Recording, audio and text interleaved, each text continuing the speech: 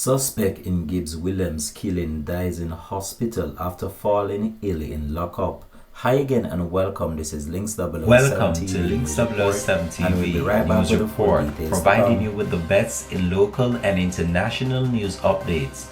This is a place where you can get the most reliable and informative news information. Links 007 TV News Report. Welcome back and thanks for joining us. This is Links 007 TV News Report.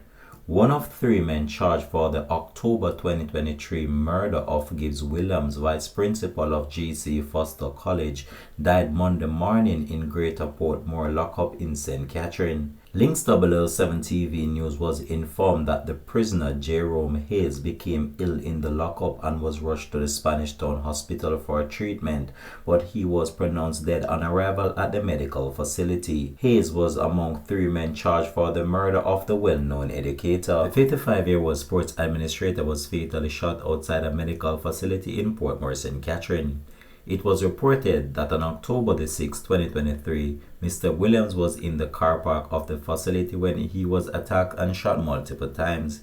He ran inside the medical facility but collapsed and died. The police commenced an investigation and three persons, including Hills, was taken into custody and was charged for his killing.